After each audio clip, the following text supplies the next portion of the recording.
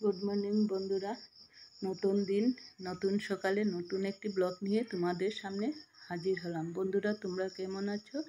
আমি ভালো আছি। সকালবেলা ঘুম থেকে উঠে বাসি কাজকর্ম সেরে স্নান টান করে এসে ঠাকুর পুজোর জন্য গাছ থেকে ফুল তুলে নিয়ে আমি ঠাকুর পুজো দিতে চলে গেলাম।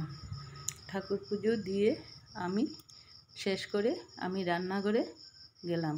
রান্নাটা তোমাদের সাথে শেয়ার করলাম না।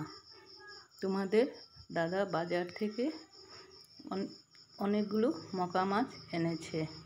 অর্ধেকটা মাছ আমি রান্না করে নিয়েছি, বাকি অর্ধেকটা আমি ধুয়ে ফ্রিজে রেখে দিলাম। রান্নাটা তোমাদের সাথে শেয়ার করিনি। এই হচ্ছে আজকে আমার রান্না। ভাত, সর্ষে পেঁয়াজ দিয়ে মকা মাছের চচ্চড়া।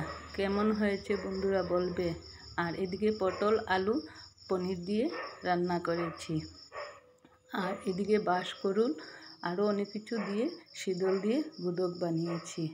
তারপর রান্নাঘরে অনেকগুলো বাসন হয়েছিল, সেগুলো মেজে জল ঝেড়ে জায়গা মতো বাসনগুলো রেখে দিলাম। রেখে দিয়ে আমি গ্যাসটা ভালো করে মুছে নিলাম। গ্যাস মুছে নিয়ে আমি রান্নাঘরটা ভালো করে ঝাড়ু দিয়ে পরিষ্কার করে নিয়ে মুছে নিলাম। দুপুরবেলা খাওয়া দাওয়ার পর একটু রেস্ট করলাম। বিকেলবেলা একটু বাইরের দিকে বের হলাম। এই হচ্ছে আকাশের অবস্থা।